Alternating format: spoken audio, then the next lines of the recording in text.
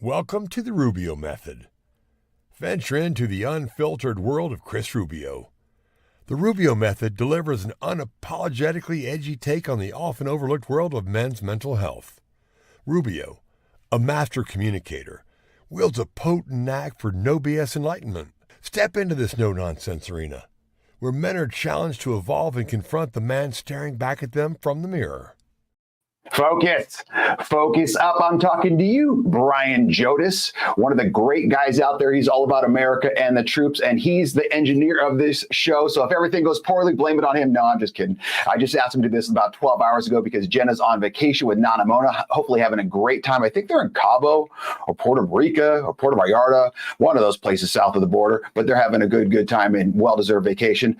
Jodis, thank you for doing this. He's on Pick Up the Six Productions, pickupthe6.com, Pick Up the Six podcast. You definitely want to check it out. My name is Chris Rubio. Enough about Jodis, host of the Rubio Method. This is episode 75. I was going to take a little break this week, but there's just so much going on with the debate, and it's going to be a good show.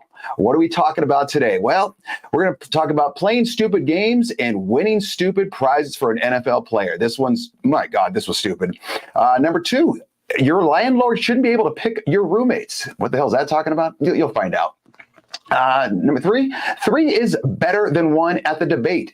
If you saw this debate, there was everyone on the left is going to say Kamala won, everyone on the right is going to say Trump won, everyone in the middle is going to go what the hell, and then anyone with some common sense is going to notice one thing about this debate that was very, very obvious. Next, facts are much better than emotions. Ooh, that's going to be a good one. I always love talking about that one. And last but not least, a very positive experience in America. Very American. Not as American. Well, yeah, I would say, I just talked to Jodis right now. He was saying he was at the App State game versus, I think, Clemson. And the Clemson, they do the Pledge of Allegiance before the game. If so, well, you know, it is true because he just told me. But that's phenomenal. Jodis, did they put right hand over the heart and everything, like the players and the crowd? Because that's even better. And do they have to have the word? It was pretty epic, Jodis says. Do they have to have the words up on the screen? Or if you don't know it, do they just kick you out? Because Appalachian, that's kind of in that, is it North Carolina area? Yeah, it is, right? Like the Appalachian. It's South Carolina. They nailed it. Oh, fantastic. I'm in. Well done to them. All of that and much, much more on today's episode of the Rubio Method. Let's start right now. All right. Everything happens for a reason. All right. So I was in high school.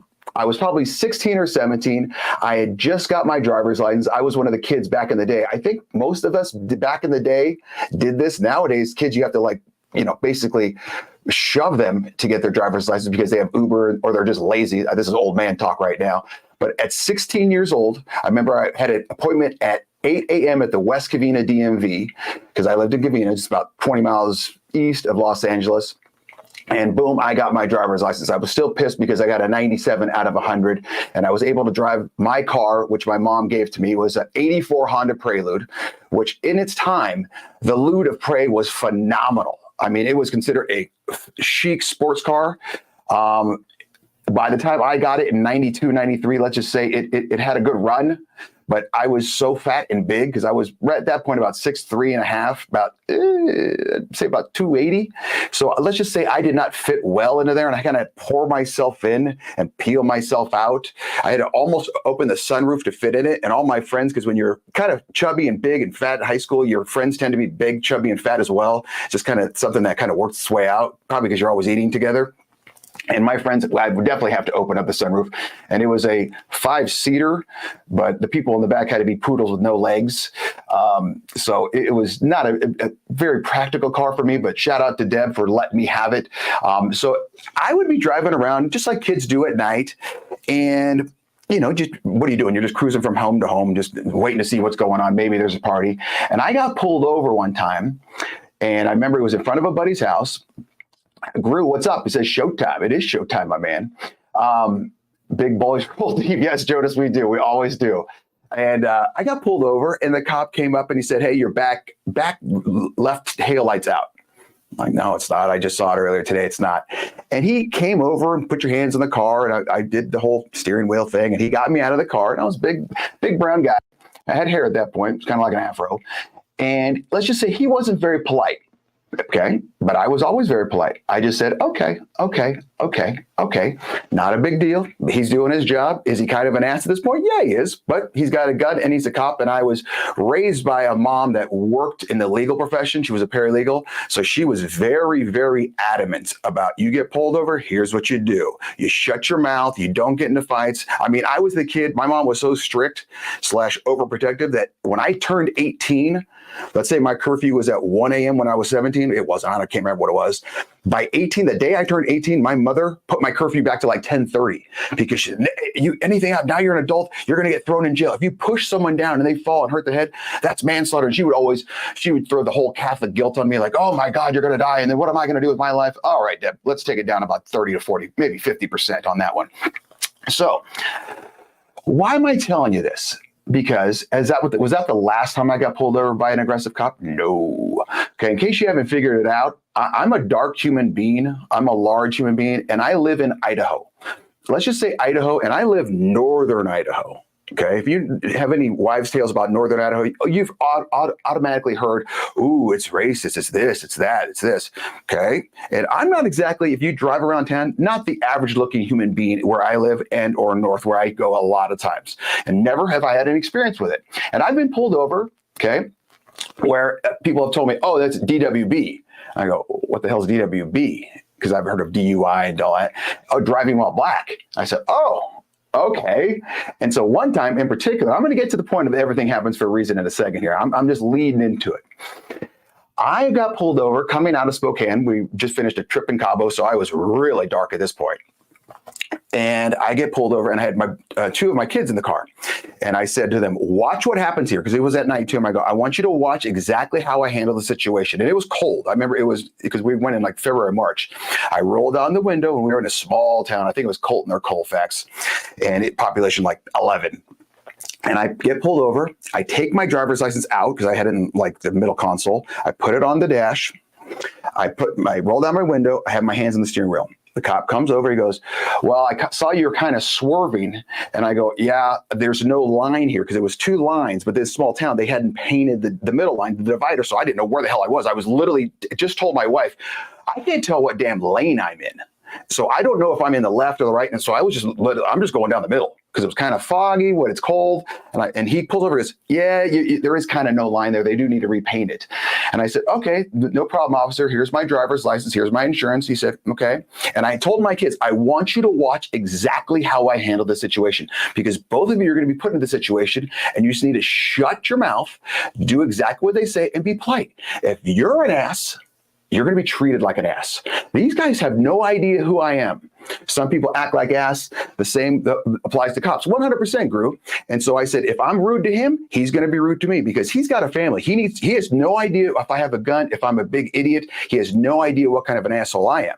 So if I'm nice to him, he can be nice to me. If I'm rude to him right out of the gate, he's going to be rude to me. And I would be the same exact thing. It was night. This guy has no idea who I am. He's coming on this big, dark car with this big, dark dude, in this non-big, dark area. I'd be apprehensive as well, just because I'm not about the color, but you don't know who is in there. So the guy goes, hey, man, just kind of keep it straight. I know you got your kids in the car. Have a good time, be safe, travel slow just because it's got a little foggy. Fantastic. No ticket. I've been pulled over like 5 or 6 times in Idaho. Never got a ticket. It's crazy. You know why? Because I'm always very, very, very nice. I also drive like an old man, but that's neither here nor there. So Sunday morning, what is this all bringing me to? Sunday morning, Miami Dolphins wide receiver Tyreek Hill, one of the top wide receivers in the world, not just the NFL. Well, I guess it would be just the NFL. College wouldn't count on this one. His nickname is Cheetah. He is extremely fast human being. We're talking, oh my God, fast. Like, I think he's got to be, Jonas, you would know, you watch more football than I do. He's got to be the fastest guy in the league right now. Maybe DK Metcalf, who's not even a human, but I think Cheetah is the fastest. So he's driving in Miami. He's going to the game. He's probably 3 hours before the game. Jonas says easily 1 or 2 fast. Yeah. So he's got this Lamborghini or Maserati or some sort of, maybe a Ferrari, but it was some sort of lowered, painted black car with dark tinted windows. And this cops are at this construction zone. And Tyreek Hill zooms through at over 60 miles per hour. You're thinking, okay, not that big of a deal. Construction zone number 1, slow down, dude. Number 2, it's Sunday morning. There are people out, they're doing church, they're going to Waffle House, whatever they're doing. Number 3, 60 and a 40, plus you're in a flashy car. Everyone's going to look at the flashy car. That's just common sense. I don't care who you are. You have a flashy car, people are looking at it, and that's why you buy a flashy car, because you can afford it, number 1. And number 2, it's flashy. You're going to get chicks. People are going to look at you. You want the attention, or else you buy a Chevy Suburban or just some basic, that's not a basic car, but you know what I'm saying. So he gets pulled over. And he has a little confrontation with the cops. And this body cam footage goes all over the place. And people are saying immediately, one side saying, oh my God, this is so racist. And another side's going, dude, what are you talking about? I'm going to be kind of in the middle / dude, what are you talking about? So Jonas is going to put up the video of Tyreek Hill, video number 1, and I'm going to be side by side, and we're going to stop it several times. So this is a 3-minute video that's probably going to take us 5 to 6 minutes. So Jonas, go ahead and play video.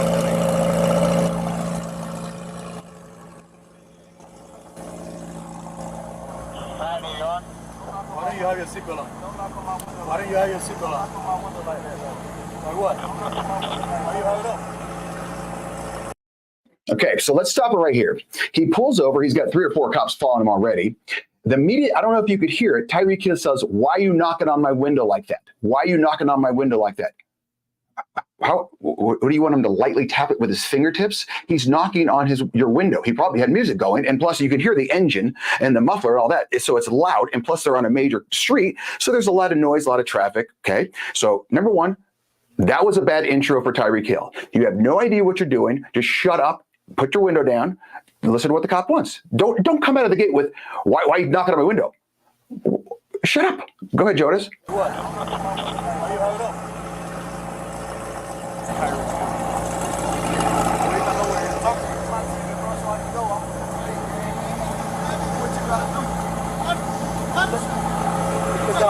Hey, keep your window down.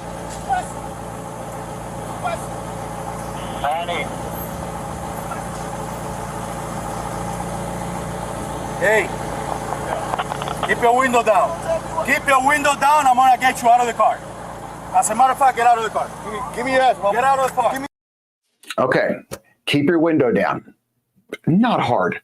Okay, now everyone's argument will be they're in Miami. It's probably 100 degrees with 95% humidity. Great point. I've been there. It is that hot. Here's what you do. You roll down the window, you turn up the AC even hotter, okay? And Tyreek is not some fat ass where he's not sweating all the time. He's in impeccable shape, all right? So you turn on the AC, you roll down the window. That's what you do. Very, very simple, okay? Because the cop is going to complain. What are you doing? Why won't you roll down the window? And you can see the windows are so tinted. If you're watching on iTunes or listening on iTunes or Spotify, trust me, these windows are what they call blacked out. Okay, there's like 95% visibility where you cannot see on these things. If I'm a cop, okay, maybe this guy knows it's Tyreek Hill. Maybe he does not know it's Tyreek Hill. All right. What I'm thinking is, what's this dude got in the car? What does he have in the car? Does he have a gun? Is there someone in the back seat? I don't know.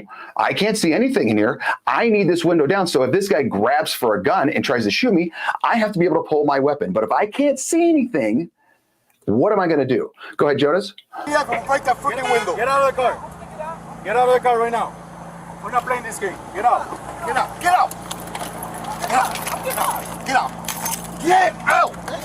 What part of blood do you understand? Hey, Drew, I'm getting arrested, Drew. I'm getting arrested. I'm getting arrested, Drew. I'm getting out, bro. God damn, twin. I'm When we tell you to do something, you do it. You understand? I'm getting out. You understand? Not what you want, but what we tell you. I'm getting You're a little out. fucking confused. I'm getting out, bro. Too late. Chill, Too bro. late. All right, bro. Take me to jail, bro. Do what you gotta do, bro. We are. We will. Good, bro. It is good. Hey. Okay. Now, did they have to pull him out? Yeah. You know why? Because they asked him, I think it was like 5 or 6 times, get out of the car. Get out of the car. Get out of the car. Get out of the car. The first time it should have been, get out of the car. Yes, sir. Hold on. Let me pull this damn door up and let me get out of this car where I have to scrape my butt to get out of it. That would have been it. Okay, that's it. This is one of the top tier athletes in the world. Okay, and he's having trouble getting out of the car. And you're going to hear him in a minute say, "Oh, hold on, I just had knee surgery." Side note: 5 hours later, he scored a touchdown on an 80-yard run. So his knees that's just an excuse. But once again, roll down the window, keep it down. They asked you to get out of the car. Get out of the car. Don't be a smartass to them. Go ahead, Jonas. Don't worry about it. I hung up the phone. You stop crying. Bro, y'all. Don't move. Good.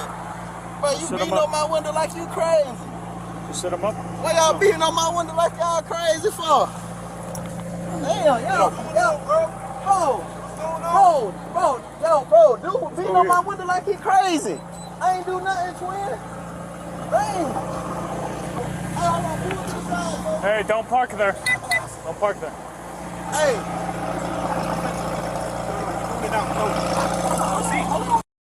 Okay, now at this point, his teammates, which they probably all live in the same, sort of gated area, is on his way. So I think that's a Rolls Royce or something like that, a station wagon, or not, SUV Rolls Royce, so not a cheap car. And one of his teammates starts over, Ty Plunkett. Just be cooperative and obey commands, especially if you're breaking law. Hill is completely at fault. 100%. Right at this point, yes, he is. And now his buddy is coming. Another athlete is coming and blocking the area. And they've told him 3 times, don't park there, don't park there, don't park there, don't park there. Okay, let's keep going, Jonas. I'm getting arrested.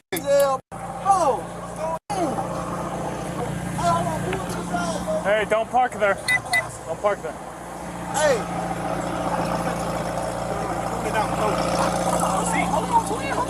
Hold on, bro. I just had surgery on my knee. I just had surgery on my knee, bro. I just had surgery on my knee, bro. I just heard you in your ears when we got there. Chill, bro. Chill, bro. Hey, Joe New, bro. Back up. Hey, call Drew. Hey, call Drew, bro. Okay, he keeps saying call Drew. That's Drew Rosenhaus, his agent. All right, which, okay, I understand you want to call your agent because he's going to clean this all up for you.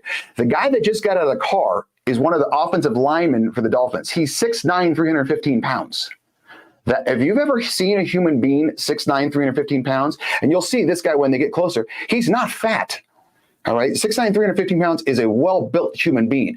If you've ever seen a human being at 6'9", 350 pounds, that is a massive man. I mean, it's one of those, their shadow weighs 100 pounds. And so let's just keep going, Jonas. Call Drew. Hey, call Drew, bro. Hey, what? Hey, call Drew, bro. Just call Drew. Hey. What am I doing that's wrong? Hey, listen. Hey, listen. Hey, man, they got Tyreek. The cops over here beating on him, man. They over here beating on Tyreek, Listen, man. big man, don't park there, man. Just get in Hey, the yo, car. hey, Drew, you gotta come, man. Just get in the car. Straight up the side, on the side of the, Hey, get in the car. You're parked in the middle of the street. I'm in the car. You gotta go before you get a ticket. Hey, I'm you're not in the car. Who's the driver? This is my car. All right, move. All right, I'll take that. You gotta move right now. Coming, man. Let me have your license. You're gonna have to ticket too. I'm coming. Let me have your license. You're gonna have to ticket. Let me have your license. I'm leaving. I'm not playing. Let me have your I'm license. leaving. Yo, what's Your going license on? right now. So what's going on, Your license man? right now. You're not gonna give me your license? Get in the car and leave. You're not gonna give me your license? I'm leaving. Let me have your I'm license. leaving, Your man. license I'm right now. leaving, sir. You want me to Hey, leave? your license right now. I'm leaving. Or I'm gonna lock you up. just told Your me to license leave. right now. He just told me to Your leave. license right now. Sir, he just- You're So he asked him 7 times, get in the car, get in the car, get in the car. And he kept saying, the guy for the Dolphins, I'm leaving. Well, are you leaving or not? Just walk around, get in the car, and then if you still want your license, or just leave. This is not a hard process. It's one of those things that I talked to one of my buddies who's a cop. He says, in these instances, you just need to ask one question. Would this have happened if they listened to the officer's orders? If the answer is no, then they are wrong. If the answer is yes, then the cop was wrong. Do I think the cops were a little aggressive? 100%. But maybe they don't know who these people are. And just because they are professional athletes shouldn't mean they get a free handout. If Tyreek Hill at the very, very beginning would have just kept his window rolled down and not been a smartass and not been rude, this is a nothing burger. This is a fart in the wind. And you can claim racism, do all you want. It goes back to the golfer. What was it? Scotty Scheffler. Was it the Masters, Jodis? Literally white as white golfer, just had the exact same thing happen to him. He didn't say a thing, and he got pulled out and arrested. And he's got the prison or jail, got a mugshot and all that stuff. And he's as white can be. So it's one of these things where if Tyreek Hill would have just rolled down the window and been polite, that's it. Yes, I was speeding. You got me. My bad. I'm sorry. Get me a ticket. I'm done. Everything happens for a reason. All of this happened because right at the start, license, window down, hands on steering wheel, just be nice. That's all you got to do. If you would have done that, there would not be an issue. On that note, Jodis, if you're ready for a commercial, let's do a quick commercial because I've been talking for 21 minutes. You have been watching The Rubio Method. Let's get going, gang! Our dedicated staff is ready to work for you. ArtBeat specializes in custom apparel. Call us or order online. Free shipping nationwide. Custom printed shirts are our specialty, and we make sure you get exactly what you want. Bring in your own design or let our team create one for you. Promote your business, event, or club with pens, caps, bottles, mugs, and more. Creating cool since 1985. You have been watching The Rubio Method. Hello, we are the MD and Chef team. I'm nutritional chef Michael, joined by my beautiful wife, Dr. Isabel, medical doctor and suicide survivor. Yes, I was dropped into the world of mental illness back in 2013, and by the grace of God, I survived suicide. But here's what I learned. We don't have a mental illness issue. That's the downstream event. We're focusing downstream. We should be focusing upstream on our brain health and all the things that we can be doing to support our brain health. Because you see, it's like mopping up the floor when the sink is overflowing instead of turning off the faucet. So come and join us on the MD and Chef Team show. Come join us. Take it away, Rubio. Focus up. I'm talking to AC of AC Sports Live. He has a great show Tuesdays at 9 p.m. It's fantastic. It's very, very sports related. He dabbles in little movies every once in a while, but he's got you're going to leaving feeling good and knowing something about sports. That's AC Sports Live on YouTube, LinkedIn, X, all that good stuff. All right. There are winners and losers in life. Let me take you back. I'm in college at UCLA. It's 1990, let's go 5. Okay. UCLA is in Westwood, which is right next to Beverly Hills, Bel Air. It's a phenomenal area. No big deal. Humble brag. We had a 2-bedroom apartment. This was in 1995. 2-bedroom apartment, 1995. It was $1,600 a month. This is in 1995. $1,600 a month for a 2-bedroom apartment. It was me, another roommate. We said, this is obviously pretty expensive for us. And I had my scholarship check and all that, but it was one of those things where we wanted another roommate. He goes, I got this guy. His name is RD. I go, what's RD stands for? He goes, Reservoir Dogs. I go, why'd you name him that? He goes, he borrowed my copy of Reservoir Dogs and he never gave it back. So I just called him RD. He goes, he wants to be a roommate. I go, no. And he says, he's willing to live in our closet. And I go, what? Because we had this huge hallway walk-in closet that was literally probably about 9 feet long and probably 4 feet wide. I don't know what the hell it was used for, but it was massive. And it literally had no windows. So he was going to die of carbon monoxide. And I said, okay, why would he do this? He goes, he's a super nerd. He just wants a fan in there and he needs a place to crash. He's like a biochemist major. He's going to be on campus from literally 6 in the morning till midnight every day. I go, doing what? He goes, nerd stuff. I said, okay. So I kind of checked him out. Let's give him a trial run. And sure as hell, he was willing to pay like $600 a month for this place. fantastic. I was able to quote unquote vet this guy, and he worked out great. Literally never saw him at once. He was just like that. What was that? Real Genius with Val Kilmer, where they had that Laszlo, I think his name was. Joe, you remember that movie? Where he just lived in the closet, where he created a basement for himself. And then my senior year, we needed another roommate. We moved to a different place, and that place was expensive, obviously, because you're right there in Bel Air, Beverly Hills, all that stuff. And someone said, "Hey, I got this buddy. His name's Buzzard." Okay, well, why do you call him Buzzard? Well, he always shaves his head. Okay, cool. He's kind of a different guy, unique, and he's wants to be a roommate. Nah, I don't know. What can he offer us? Well, he's got a 60-inch TV. This was back when the TVs were like the size of a Toyota Camry. So it took 9 guys to lift it. It wasn't the thin things. It was, it took literally, I think, 5 of us to move it. He has a 60-inch, a big screen TV, and he has 300 laser discs. Laser discs are like CDs or DVDs, but enlarged. And they were the next coming of God thing. And I said, sounds good. Let's bring him in. So both of these guys offered me up something. RD, he just offered me, I don't have to see him, and he's going to pay $600 a month. So it's literally, it doesn't matter to me at all. And then Buzzard, he was a good dude, and he had a 60-inch TV and 300 laser discs. They both offered us, the residents, something. It was they gave us something in exchange, if you will. All right, so what the hell am I talking about? There are winners and losers in life. Lately, this past week, Springfield, Ohio has become a very, very hot topic. If you have not heard about it, you've been in a cave. Springfield, Ohio is a town of 40,000 people. Okay, we're more rural town, 40,000 people. I live in a town of 30,000, so I understand exactly what we're talking about here. 40,000 people, but in the past 3 years, they've been inundated with 20,000 Haitian immigrants. Now, how do you get there? How did they get there? They were flown there. Okay, the Biden-Harris, not campaign, office, government, whatever, the administration, that's the word I'm looking for. They flew them there to help out Haiti, to help out the Haitians. And you're thinking, well, what's wrong with Haiti? Well, it's a third world country. It's not a very good area. If you remember, I think on my rundown with Rubio about 6 months ago, the government was getting overthrown by gangs, and the gang leader was a dude named Barbecue. I'm not joking. You can fact check me on this. The gang leader was named Barbecue. And why was he named Barbecue? Because they were literally killing government officials and anyone in town to take it over, then barbecuing them and eating them in the streets. They're legit cannibals. You're thinking, Rubio, come on, you're over-exaggerating. Go look it up. I dare you to fact check me on that one. So they're trying to get these people out of Haiti because they need a better way of life. And they just happen to pick Springfield, Ohio to drop 20,000 of them into this area that has 40,000 residents. So this is not a very, very good thing for Springfield, Ohio. Do I feel bad for the Haitians? 100%. I feel bad. Maybe we can offer them a little bit of money to help them out build their area, but to bring them here and say, okay, here's Springfield, Ohio. Now, did they get the check and say, yeah, we'd like to go through person 1? Let me see. Does he offer laser discs? No.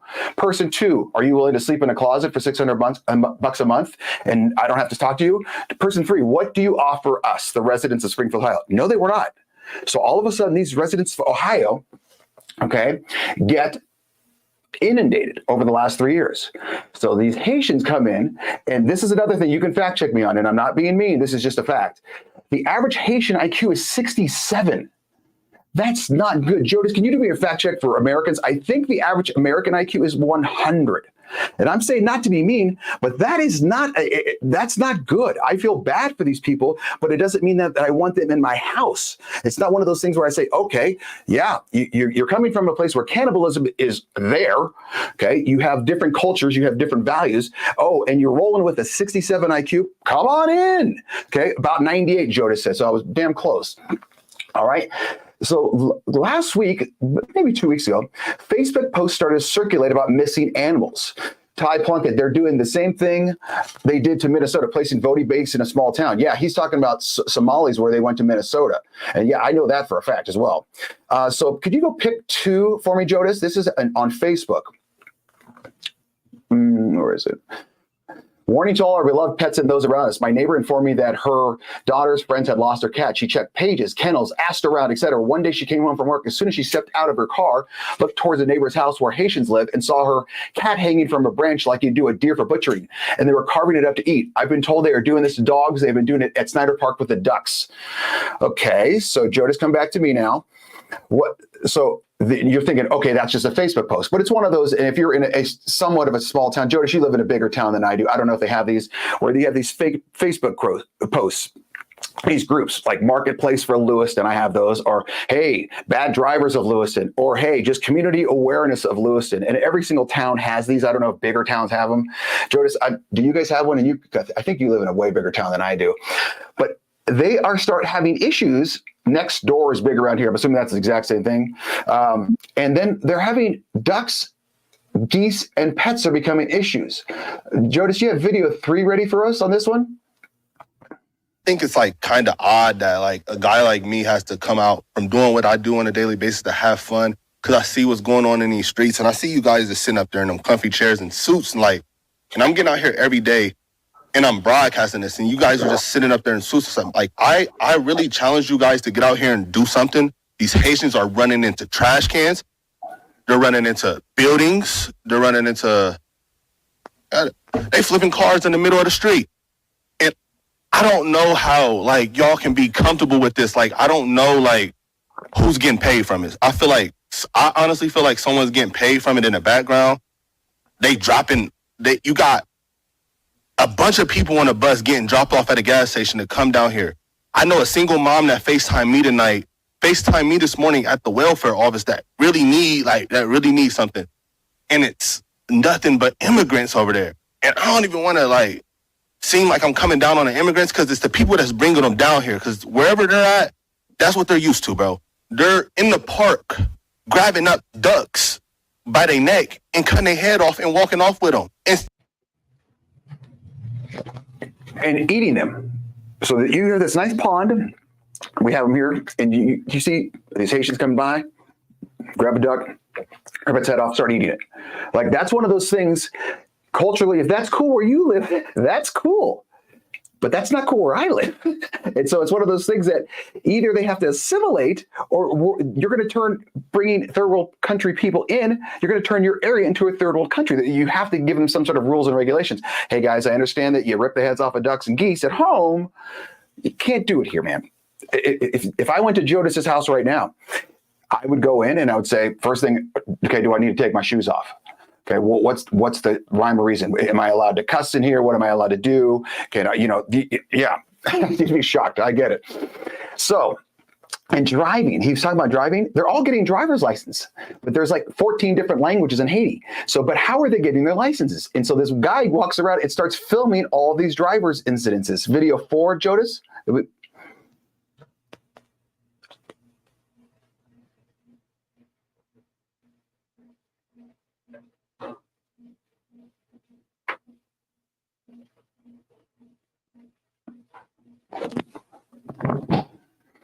And this video goes for like 2 minutes long. Josh, you can just stop it. And it's one of those where it's just over and over and over. And you're like, well, how do you know it's all them? Well, they don't know how to drive.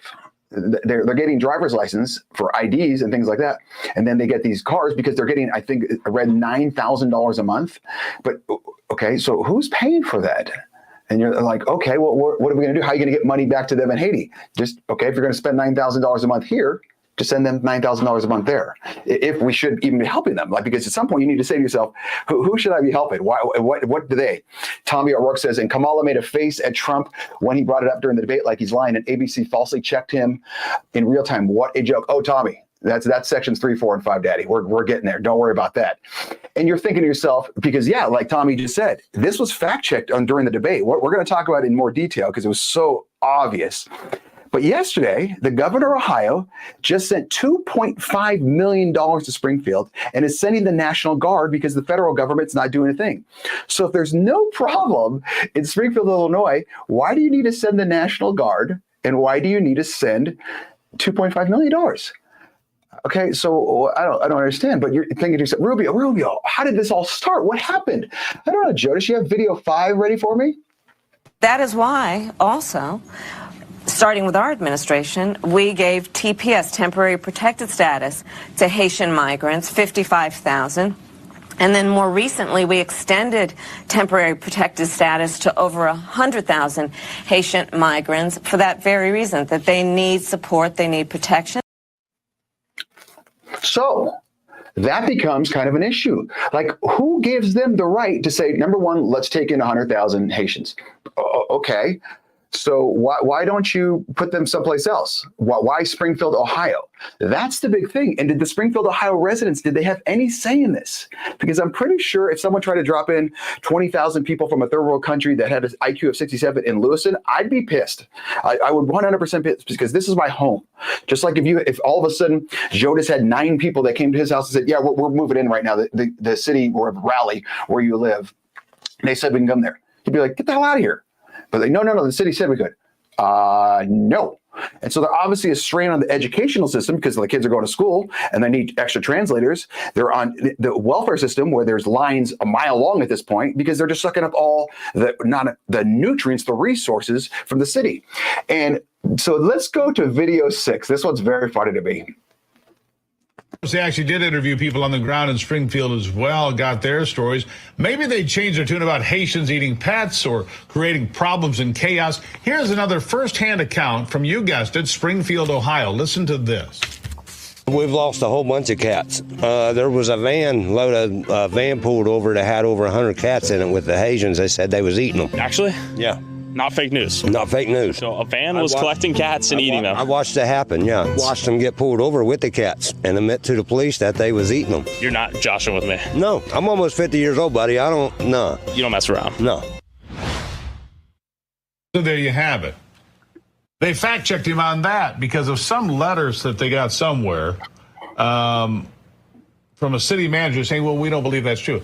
Do you think the city manager is going to go out and say, well, that's what's happening? Here's who is saying it. The Attorney General of the state of Ohio. This came out today. Dave Yost is the Attorney General for the state of Ohio, and he accused the media of ignoring evidence surrounding those claims in Springfield that they're having their pets abducted and eaten. The Attorney General of Ohio says it's real. Okay, so now, because this was the point that in the debate they brought up, they said, well, the city manager says it's not true. Oh, okay. Do you think we should send some officials, maybe even some real journalists down to go check on Springfield, Ohio? Or the city manager says, no, it's good. To me, it's like I'm looking at a restaurant that's failing, and I talk to the owner of the restaurant. He says, it's fantastic. There's no issues at all. Okay, but let me talk to the waiter, the cook, the cleaners, the busboy, the hostess. Let me see what they say, because they're in the minutia. That's a big word for me, of the entire restaurant all the time, where the owner say he doesn't even live there. He just owns it. Of course, the city manager is going to say it's fine. Why wouldn't he? He doesn't want all this, all this pressure, all this attention on himself. It's a perfect example. You ever seen Facebook couples where you know them in real life, and they are miserable human beings, where they just hate each other. They're not affectionate. They're just if you're an adult, you know what I'm talking about. Where all of a sudden you just know they're not a happy couple. They're just kind of going through the motions. And then you see a Facebook post where it's an anniversary or a happy birthday or a Merry Christmas, and oh, to my schmookums, you're the best human being. I don't know how I've lived my life without you. You're schmookums. You're the best. I love you so much, schmoopy. You're the best. You're the best. You're the best. And you look at it, and maybe your friend group goes, dude, they hate each other. Yeah, but that's the facade they're putting out. And that's what the city manager's putting out, because he's not getting any help. And he can't say like, hey, man, schmoopy. It's one of those things he can't say, yeah, Springfield has gone to hell because we're overrun with 20,000 Haitians. They can't read and they can't drive, because then you know exactly what everyone's going to say to them, because they're already doing it. Dude, you're so racist. It has nothing to do with race. It has to do with common sense. You bring in third world, you're going to become in third world. And here's the thing. There's got to be a reason why they chose Springfield, Ohio. You can see it's kind of a rural area from the pictures and videos and all that. It's not an upscale area. We wouldn't say it's a classy area, because you know what would happen if this happened in a classy area? This would be stopped in literally seconds. And you're thinking, Rubio, come on, how do you know this? Well, because remember about a year or two back, Ron DeSantis, the governor of Florida, did that. He took all the migrants that they were bringing into Florida and he bussed them up to Martha's Vineyard. Martha's Vineyard is a very, very wealthy place up in the upper Northeast. Obama's got a house there. Each house is like 10,000 square feet, $1 million homes, beyond $1 million homes. They sent, I think it was 50 migrants there. 50, just 50, not 20,000, 50.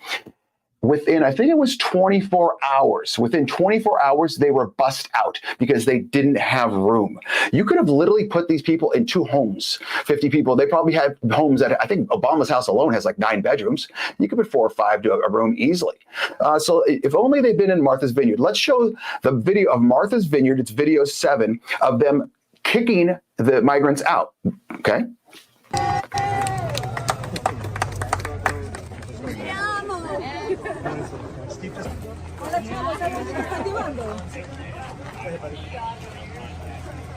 Hola, ¿cómo estás?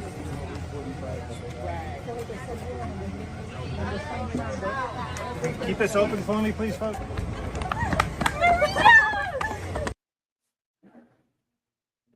I love the older lady. Te amo. We love you. I love you so much. If you love him so much, why don't you open your door? It's one of those things that, no. Okay. So if you love him so much and you're so into this, world where everyone is equal and everyone can come on in, let him in. I don't get it. Why wouldn't you? You have the room. I guarantee you do. I've got a 4-bedroom house right here. Okay. Do I want anyone in? No. Very simple. Because it's my house. I have my own values. I have my own rules. But Springfield, Ohio, they are not allowed to have their own values and own rules because they're getting overrun. And it's very, very sad. Yes, we're going to get to the debate, but we're going to do it right after this commercial. Jonas, I'm out. You have been watching The Rubio Method.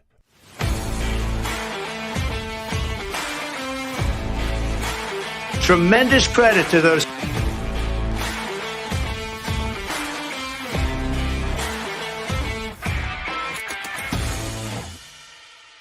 You have been watching The Rubio Method. Hi, Joel Maurer, founder of Dink Ninjas.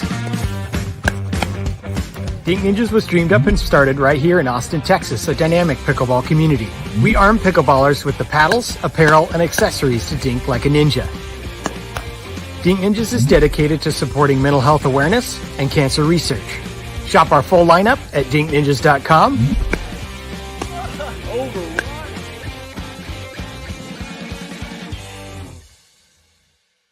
Take it away, Rubio.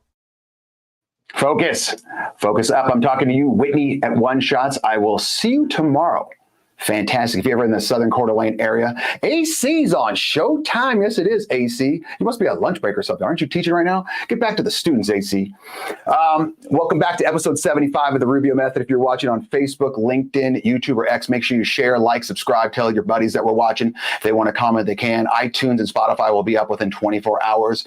My name is Chris Rubio. If you have any email questions, you can email rubio@therubiomethod.com. Accept and embrace. Tuesday night.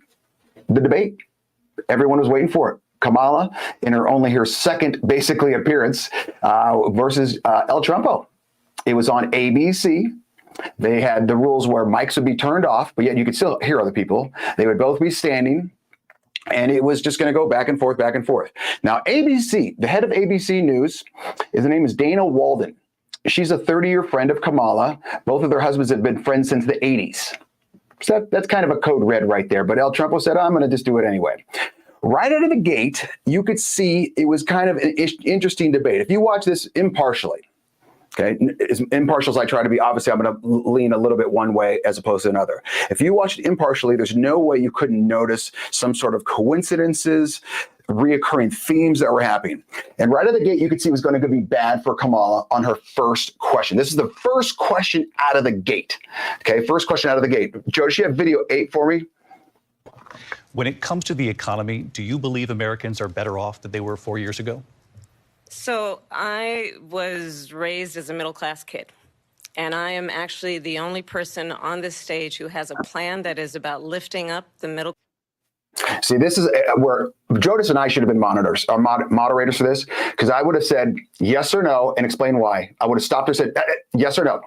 I don't need to hear about how you're a middle-class kid. That bottom line, yes or no, is the economy better? Go. Okay, go ahead, Jonas. Class and working people of America. I believe in the ambition, the aspirations, the dreams of the American people. And that is why I imagine and have actually a plan to build what I call an opportunity economy. Because here's the thing. We know that we have a shortage of homes and housing, and the cost of housing is too expensive for far too many people. We know that young families need support to raise their children, and I intend on extending a tax cut for those families of $6,000, which is the largest child tax credit that we have given in a long time, so that those young families can afford to buy a crib, buy a car seat, buy clothes for their children. My passion, one of them, is small businesses. My mother raised my sister and me, but there was a woman who helped raise us. We call her our second mother. She was a small business owner. I love our small businesses. My plan is to give a $50,000 tax deduction to start up small businesses, knowing they are part of the backbone of America's economy. My opponent, on the other hand, his plan is to do what he has done before, which is to provide a tax cut for billionaires and big corporations, which will result in $5 trillion to America's deficit. My opponent has a plan that I call the Trump's sales tax, which would be a 20% tax on everyday goods that you rely on to get through the month.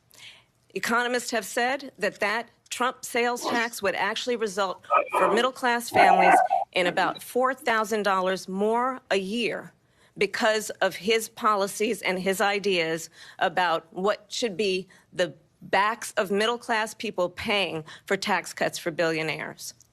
President Trump, I'll give you 2 minutes. Okay. Jonas just wrote, non-answer, word salad. Yeah, word salad, that's a given. But the non-answer, like, is the economy better, yes or no, from 3 years ago? She never answered that. And I understand politicians, they do their little thing, blah, blah, blah. But as the moderator, you got to come back and say, hey, man, yes or no? And then, okay, she has this big plan. What's the plan?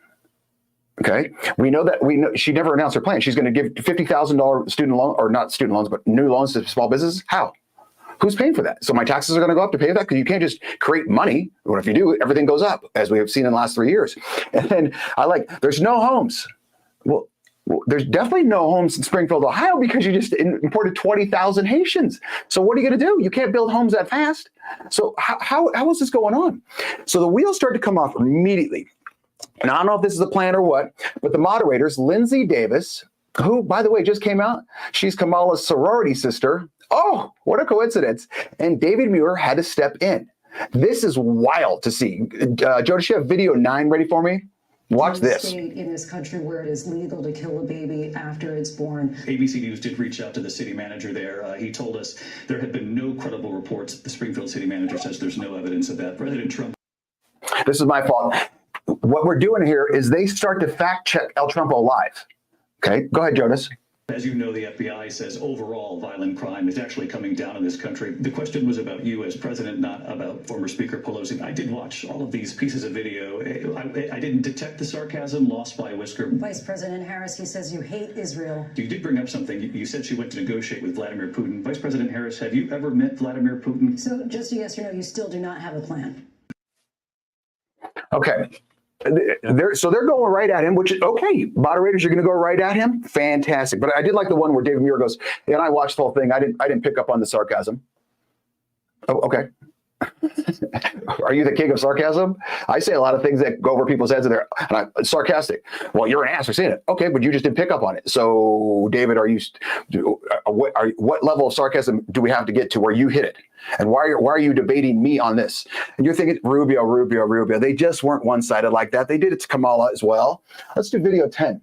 Pelosi was responsible. She didn't do her job. The question was about you as president, not about former Speaker Pelosi. But I do want Vice President Harris to respond here. I was at the Capitol on January 6th.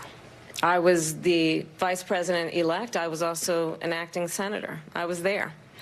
And on that day, the President of the United States incited a violent mob to attack our nation's capital, to desecrate our nation's capital. On that day, 140 law enforcement officers were injured, and some died. And understand, the former president has been indicted and impeached for exactly that reason. But this is not an isolated situation. Let's remember Charlottesville, where there was a mob of people carrying tiki torches, spewing anti-Semitic hate. And what did the president then at the time say? There were fine people on each side. Okay, number one, it's been proven that Kamala was not at the Capitol on that day. She was escorted. She was there that day, but she was escorted out way beforehand, number one. Number two, she's saying that he incited this thing, or the insurrection, quote unquote, for all those listed on iTunes, Spotify. The tweet got taken down because Elon didn't own X at that time, but he said, go peacefully. Go peacefully. He literally said that. He never once said, hey, take out your pitchforks and do this, blah, blah, blah. Okay, then she's doing the many fine people hoax. That's been debunked even by Snopes, who leans extremely left 50 times. And so you're thinking, well, why didn't they stop her? Because these are blatant lies. These are blatant lies. Like, this is a proven lie over and over and over. But they just let her keep going. Go ahead, Jodas. Let's remember that when it came to the Proud Boys, a militia, the president said, the former president said, stand back and stand by. So for everyone watching who remembers what January 6th was, I say we don't have to go back. Let's not go back. We're not going back. It's time to turn the page. And if that was a bridge too far for you, well, there is a place in our campaign for you to stand for country, to stand for our democracy, to stand for rule of law, and to end the... All right, you could end it on that. And she goes into saying how January 6th was the biggest, what's the exact words? The worst thing to happen to America since the Civil War. She said that on 9/10. 9/10 is the day before 9/11. Do you really think this insurrection that had no guns, not one cop was killed? So that was another lie. Okay, not one cop was killed. You can fact check on that one as well. That you really think that if I was a family member of anyone injured and or killed on 9/11, I'd be like, are you kidding me? Like, she really compared that where, I think it was 2,800 people or something were killed at 9/11. And she's saying that this quote unquote insurrection was the worst thing since the Civil War. That's unbelievable. And it just keeps going and going and going. So like all the people writing all summer 2020 couldn't buy a bunch of Trump gear and roll to the Capitol. Yeah, exactly. Yeah, exactly, Jodas. Jodas makes a great point. He says, like all the people rioting all summer of 2020 couldn't buy a bunch of Trump gear and roll to the Capitol. Yeah, very simple. So what were her 5 biggest lies? Because she had some doozies, and not one time, Trump was fact-checked 7 times live, 7 times. So he was basically 3 against 1, and he got a little flustered, but I could see why he would be flustered. If you're debating one person, that's fine. But 3 people, it's a 3-headed dragon. What are you doing here? And it's very similar if people ever watch sports, and if games clearly, say the teams are somewhat equal. AC Sports Live was just talking about this, how the Chiefs seem to always have the referees on their side. That's why head coaches and players get frustrated because, okay, I can battle the team.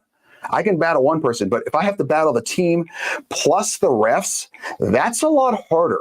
So when you get 3-on-1, you're going to get frustrated. It's going to happen. It's going to happen. I remember one time I was in court and the judge was asking me a question about something. He asked me a question. I answer. As I'm answering it, he starts talking over me. So I wait. He did this like 5 times. He asked me a question, then he starts talking over me. I finally, being Rubio that I am, I go, hey, man. I literally out loud, I go, hey, man, you're asking me a question. Do you want me to answer yes or no? Because I'm more than willing to answer the question, but you got to let me answer. Okay. It went over like a fart in church, but then he finally let me answer because it was stupid. You're asking me a question. Just let me answer. So you can't just keep over talking me. And that's what they were doing here. So the 5 biggest lies, video 11, Jodas. Charles and I are both gun owners. We're not taking anybody's guns away. So stop with the continuous lying about this stuff. We have to have a buyback program, and I support a mandatory buyback program. It's got to be smart. We got to do it the right way. Do you believe in the mandatory buyback of quote-unquote assault weapons? I do believe that we need to do buyback. Let's remember Charlottesville, where there was a mob of people carrying tiki torches, spewing anti-Semitic hate. And what did the president then at the time say? There were fine people on each side. Okay, real quick. Number one, does Kamala own a gun? You got a better shot of me parting my hair tonight than she owns a gun. Okay? She's never said she's owned a gun. People that own guns are very proud of their guns. She's just saying that because she wants the gun vote as much as possible. But she wants the gun vote, but yet she wants to have a mandatory buyback program. So she is going to sell her own gun back? Okay, now we'll get to the many fine people hoax, where you're going to see the actual video of what he says. Go ahead. And you had some very bad people in that group. But you also had people that were very fine people on both sides. You had people in that group, excuse me, and you had people, and I'm not talking about the neo-Nazis and the white nationalists, because they should be condemned totally. But you had many people in that group other than neo-Nazis and white nationalists, okay? And the Supreme Court had great courage in doing it. And I give tremendous credit to those 6 justices. There is no state in this country where it is legal to kill a baby after it's born. Madam Vice President, I want to get your response to President Trump.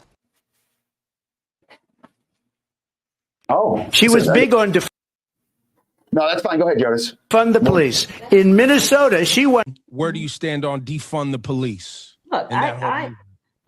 So here's the thing. Defund the police. The issue behind it is that we need to reimagine how we are creating safety. And when you have many cities that have 1/3 of their entire city budget focused on policing, we know that is not the smart way and the best way or the right way to achieve safety.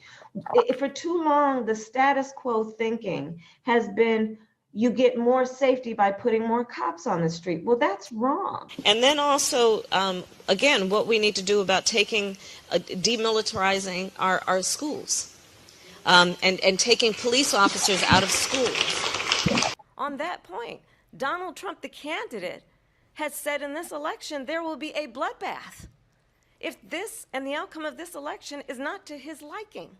Mexico has taken over a period of 30 years 34% of the automobile manufacturing business in our country. Think of it, went to Mexico. China now is building a couple of massive plants where they're going to build the cars in Mexico and they think that they're going to sell those cars into the United States with no tax at the border. Let me tell you something to China. If you're listening, President Xi, and you and I are friends, but he understands the way I deal, those big monster car manufacturing plants that you're building in Mexico right now, and you think you're going to get that, you're going to not hire Americans, and you're going to sell the cars to us. Now, we're going to put a 100% tariff on every single car that comes across the line, and you're not going to be able to sell those cars. If I get elected, now, if I don't get elected, it's going to be a bloodbath for the whole, that's going to be the least of it. It's going to be a bloodbath for the country. That'll be the least of it. Obviously, he's talking about the manufacturing of the cars and the economy. He's not saying it's going to. Jonas is going to be walking down the street with a machete, creating a bloodbath. I mean, see, they take the words and they just manipulate it to this. And these are all been fact checked literally 100 times. Everyone knows this. And if you don't know it, you're just watching mainstream media all the time. So I feel kind of bad for you because you could see it right there, like what he's actually talking about, the Covington thing, no, she's all about guns, about the abortion, and you can see where we're going to go to. The next section, working hard is not enough. So let's break down the lies. No late-term abortions, because this lady stopped. What was her name? Lindsay Davis, the moderator. She stopped and said, there's no states that allow this. No states that allow late-term abortions. Okay. Let's go to video 12, Jonas. Tremendous credit to those 6 justices. There is no state in this country where it is legal to kill a baby after it's born. Madam Vice President, I want to get your response to President Trump. Well, as I said, you're going to hear a bunch of lies, and that's not actually a surprising fact. Let's understand how we got here. Okay. So that's not video 13, it doesn't matter. So there's videos now going around where people are calling and literally saying, hey, I'm 34 weeks pregnant, blah, blah, blah. Is there any way possible that I can get an abortion? They're like, well, we have you in 2 weeks, so it'll be 36 weeks. Okay. Jodas says he has that one ready. Go ahead, Jodas. Let's see it. Call the abortion facility and I'm going to tell them I'm pregnant with a 32-week fetus, as you say. Hi, I just turned 32 weeks pregnant. Am I able to come in for an abortion ASAP? I wouldn't be able to see you for the week of the 23rd, so that will put you in 34 weeks. Can I still have an abortion at 34 weeks? Yes, ma'am. I just have to do an intake form. Do you have about 5 minutes? Sure, I have 5 minutes. Yeah, I just found out that she could have Down syndrome. I can still have the abortion, right, even though she has Down syndrome? Yes, so we just have to do an intake because the doctor... It doesn't fucking matter. That's late-term abortion, ma'am. That's There's videos like that going all around, and people are calling in nonstop to these places and doing the exact same thing. And it's in Tim Walls's. He had 8, I think, last year, where the viability of it means, okay, you're going in for an abortion, even if it's at like 26 weeks, 28 weeks, and they're bringing the baby out and it's still alive, they're not keeping it alive. This is all stuff that you can fact check. Now, you can believe what you want about abortion, blah, blah, blah. I'm not going to get into the abortion battle with you. Yeah, Joda says that is pure evil.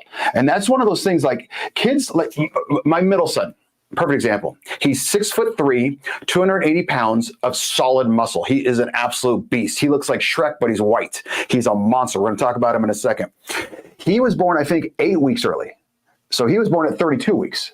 And he was teeny tiny, but now he's a beast. So you're telling me that, oh, it would have been okay to knock that kid down, not resuscitate him, do all that stuff. And now look at him. He's playing college football, and he's the Incredible Hulk, just not green. Incredible Hulk and Shrek are both green. I wonder if that's a coincidence, Jodas. Jodas says my oldest was 35 weeks, one shy of the example they just used. Yeah. And I'm assuming healthy and beautiful little girl. So that's just gross. And let's go to 14. Not taking away the guns. Let's talk about this one, because she's countered herself so much on this. It's insane. Like, it's, oh my God. And these are easily found. It's not like I'm going in the deep, dark web. All right. So video 14. Jodas? It's about taking everyone's guns away. Tim Walz and I are both gun owners. We're not taking anybody's guns away. So stop with the continuous lying about this stuff. I support buybacks, and it's something I'm so passionate about and so looking forward to being president to address. We've got to deal with this. How mandatory is your gun buyback program? It's mandatory. Stop with the continuous lying about this stuff. It's like she's talking to herself. It's almost impressive at this point. But the moderators, and here's the best part. That one of those clips where she's saying, oh, no buyback guns, guess who she was talking to? She was talking to David Muir, the guy who's moderating this debate.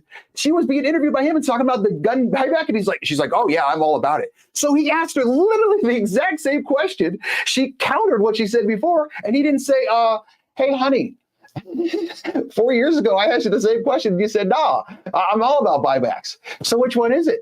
So either they are the dumbest people on the planet, they're the dumbest moderators of all time, or they're in cahoots. There's no other possible way. You hear me say it all the time. You're either really dumb or you're really just lying. There's no other option on this one.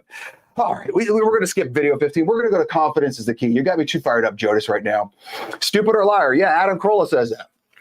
Confidence is the key. Let's end on a good note. What do you say? Last week, my oldest son, just graduated from Cal Poly San Luis Obispo. Phenomenal shout out to the cruiser. My middle son just played his first home game at Montana State in Bozeman. Cruz was a long snapper. Ritz, my middle son, just played his first game in Bozeman, Montana. Ritz is way too big to be a long snapper. He's 6'4", 280 pounds, like I told you, big, solid piece of beef. And it was an interesting experience for me. I've only been to Montana 2 or 3 times. It makes Idaho look like New York City, and Idaho is, let's say, not busy. So Montana is very, very slow, and the people there's a lot of open area. They call it big sky country for a reason. I mean, the drive over, it's just, you look around and there's a whole lot of nothing. But we go to the game. I think it holds like 26,000 people. And I got this little video that I kind of made. Video 17, Jodas.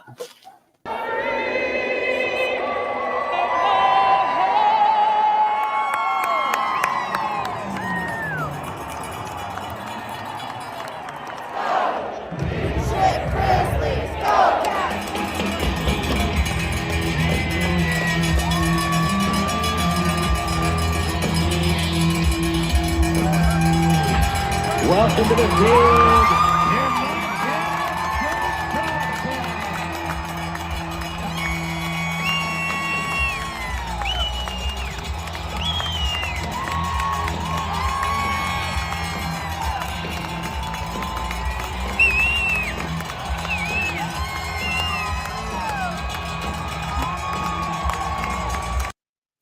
Okay, so why did I show you this?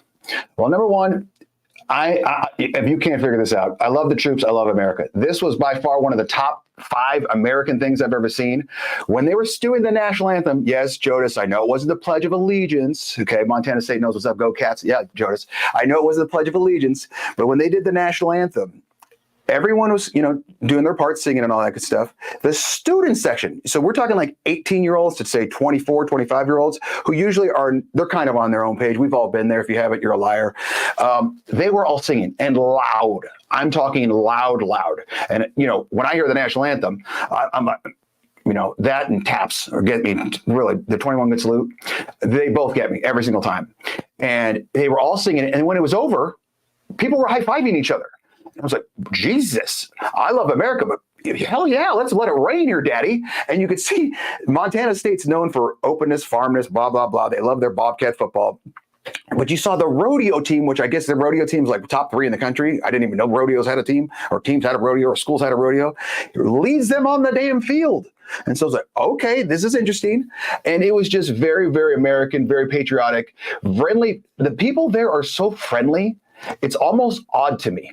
And you're like, what do you mean, Rubio? Well, I grew up in Los Angeles. Everyone's kind of looking out for each other and not looking out for each other, but looking out at each other, kind of like, what do you want? What do you need? If someone's nice to me in LA, I go like, immediately think, what do you want from me? What do you need? Why are you being nice? There, and I know it's kind of the same. It's like, they're just nice. It's almost weird. And my wife gets mad at me and just makes fun of me. She's like, people are allowed to be nice. And coming from a bigger city, it's weird to me. So I have to kind of become inundated with it.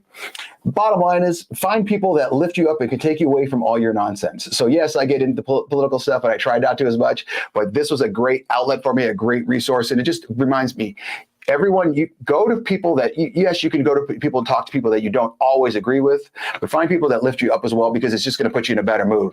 And the best mood you're going to have right now is when we talk about the bottom line, and then we'll wrap it up by taking Jodas too far. This is an hour and 5 minutes, Jodas. Jesus, I got diarrhea of the mouth. The bottom line for all you watchers and listeners on YouTube, Spotify, LinkedIn, iTunes, Facebook, and X, it's just stuff that you should have learned without even realizing you learned it. Number 1, if you bring in different values, you get different value. This has to go with Springfield, Ohio. If you bring in different values, you get different value. It's just not going to be the same in that area unless they clean it all up, because it's just not working, obviously. Number 2, no matter your situation, always keep your calm and know your game plan. This goes out to El Trumpo, because yes, he was getting triple teamed, but he still should have remained calm. And Kamala kind of rattled him a couple. Well, let's say the moderators rattled him a couple times. And it's one of those things where I think if he would have kept calm, he would have done a little bit better.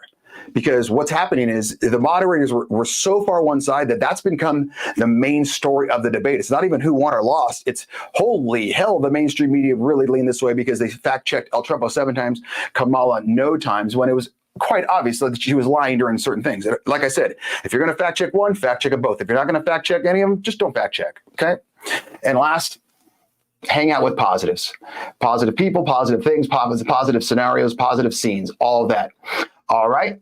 This is a great show. Thank you, Jodas. I owe you one, my man. You are the best. Remember to check out pickupthe6.com, Pick Up the 6 Productions, Pick Up the 6 blog, Pick Up the 6 podcast. Very, very good. I know he's going to be on Nick Umble's show coming out today at 3 p.m. Pacific time, I believe it is, on YouTube. And Jodas always have great content.